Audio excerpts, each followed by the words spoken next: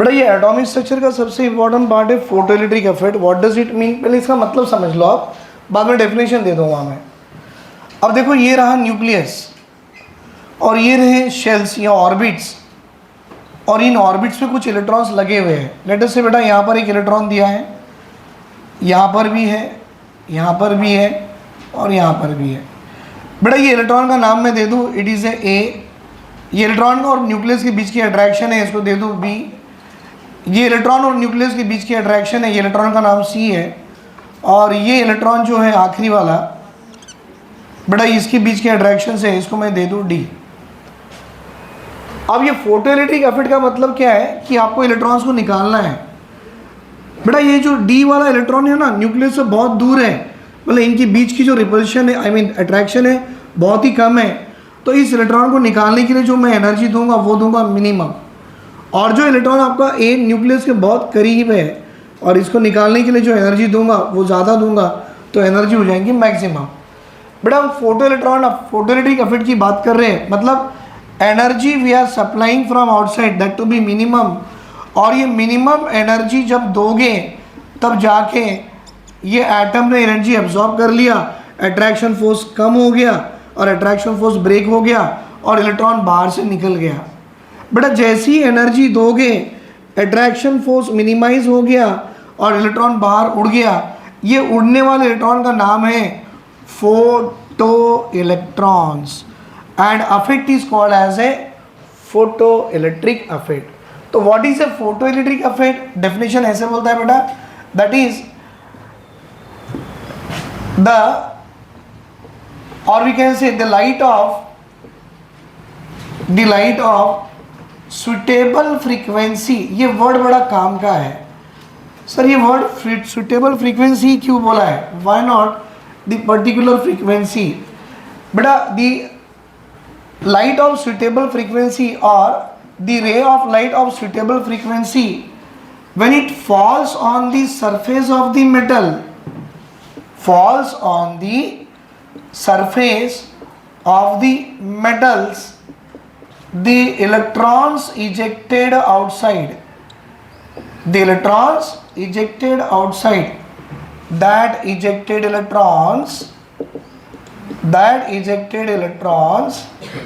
is called as photoelectrons.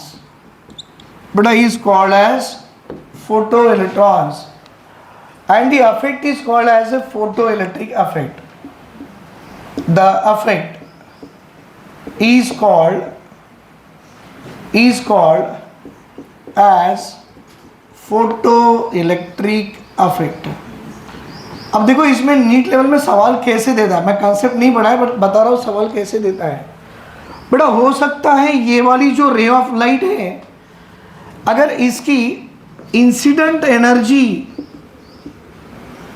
आप जानते हो ना बेटा, आई मीन टू से इंटेंसिटी बोलो बेटा, इस रे ऑफ लाइट की अगर इंटेंसिटी ज़्यादा हो, आपको मालूम बेटा इंटेंसिटी का मतलब क्या होता है, हाइट ऑफ द क्रेस्ट और depth of the trough, called as a amplitude. जिसकी एम्पलीट्यूड ज़्यादा उसकी इंटेंसिटी ज़्यादा। बेटा इसकी इंटेंसिटी अगर ज़्यादा हो तो वो रे ऑफ लाइट और अंदर जाएगा, और अंदर जाएगा बेटा, और अंदर जाएगा। जितनी ज़्यादा इंटेंसिटी उतने ज़्यादा इलेक्ट्रॉन को उड़ा लेगा। तो मैं बोलो यहाँ से कंसेप्ट हमको ये भी मिलता है बेटा कि जितनी number of photo electrons it is directly proportional to किस पे, by intensity of the light. याद रहेगा, जितनी ज़्यादा इंटेंसिटी होगी रे ऑफ लाइट उतनी अंदर जाएगा, उतने इलेक्ट्रॉन्स को उड़ा के जाएगा। तो जितने ज़्यादा फोटो इलेक्ट्रॉन्स उड़ेंगे वो डिपेंड करेंगे किस पे, उस लाइट की इंटेंसिटी पे। बट मेरा एक सवाल है बेटा, क्या इसकी kinetic energy number of photo electron पे डिपेंड करेगी? ना, क्योंकि बेटा काइनेटिक एनर्जी क्या होती है, यहाँ पर नंबर ऑफ फोटो इलेक्ट्रॉन जो इजेक्ट हो रहे हैं, that number of photo electrons it does not depends on kinetic energy of light। उस लाइट की काइनेटिक एनर्जी पे number of photo electrons depend नहीं करेंगे। अच्छा, काइनेटिक एनर्जी पे क्या डिपेंड होगा, तो उसको हम अलग से डायग्राम में सीखेंगे। तो यहाँ मैंने आपको पहले बता दिया डेफिनेशन क्या है। ए रे ऑफ लाइट, यहाँ लिख दो बेटा लाइट लिखने से अच्छा, a ray of light of suitable frequency falls on the surface of metal, electrons ejected outside, that ejected electron called as a photoelectrons and effect called as a photoelectric effect. Number of photoelectrons depends on what? Intensity of the light, but does not depend on what? Kinetic energy of the light. अब ये kinetic energy पे क्या depend करेगा, right? इसके ऊपर अभी हम लोग देखेंगे and I am going to discuss with another diagram. इतना बना लो इसे बेटा। ये फोटोइलेक्ट्रिक इफेक्ट में देखिए, लेट अस से ये इलेक्ट्रॉन है और ये इलेक्ट्रॉन और न्यूक्लियस के बीच में attraction force, let us consider इनके बीच का अट्रैक्शन फोर्स 100 EV का है। अट्रैक्शन फोर्स बेटा 100 EV का है और मैंने यहाँ से बाहर से कुछ रे ऑफ लाइट डाला, तो बेटा ये रे of light in attraction force में गिर रही है और इस energy of the light is 99 EV है। तो मेरा पहला सवाल, क्या बेटा इस रे ऑफ लाइट की एनर्जी 99 है, तो क्या इन दोनों के बीच के अट्रैक्शन फोर्स को ब्रेक करेगा? हम बोलेंगे नो। वाई? भाई रे ऑफ लाइट की एनर्जी जो उस पर गिर रही है, इंसिडेंट रे ऑफ लाइट की एनर्जी कम है। अच्छी बात है बेटा। अब 99 की जगह मैंने लगा दिया 110 EV, क्या ये ब्रेक करेगा? यस। तो 110 इसको ब्रेक कर देगा और ब्रेक होने के बाद अभी आपका इलेक्ट्रॉन बाहर उड़ गया और ये उड़ने वाले इलेक्ट्रॉन को हम क्या बोलेंगे बेटा? Photo electrons.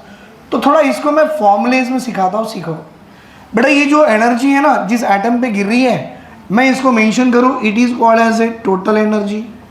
कितनी है बेटा टोटल? 110। अच्छा ये 110 में से कितनी एनर्जी यूज कर रहा to break the attractive force? 100। मतलब टोटल से थोड़ी एनर्जी यूज कर रहा, और थोड़ी एनर्जी जो यूज करते हैं उसको बोला जाता है E0। बेटा E0 मतलब टोटल से कम यूज किया ना, तो that is called as a threshold की एनर्जी। थ्रेशोल्ड एनर्जी मतलब टोटल से थोड़ी कम, कितनी? 100। भाई 110 से 100 यूज कर लिया, बचे कितने? 10। बेटा वो जो 10 बच जाते हैं ना, जो 10 बच जाते हैं, उस एनर्जी से इलेक्ट्रॉन बाहर उड़ना शुरू हो जाता है। बेटा इलेक्ट्रॉन जो बाहर उड़ रहा, that is called as a what? Kinetic energy of the electron. मतलब देखो आपका फॉर्मूला बन गया किसका? फोटोइलेक्ट्रिक इफेक्ट का। व्हाट इज बेटा?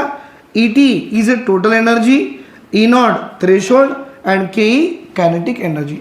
मैं ये सब निकाल देता हूँ बेटा। ET मतलब एनर्जी टोटल है और टोटल एनर्जी को आप hν लिख सकते हो। बेटा E0 थ्रेशोल्ड एनर्जी को आप hν0 लिख सकते हो, क्योंकि E is equal to hν है, तो बेटा H प्लॉन्क्स कांस्टेंट है, E0 इक्वल टू hν0 होगा। अब भी H प्लॉन्क्स कांस्टेंट होगा।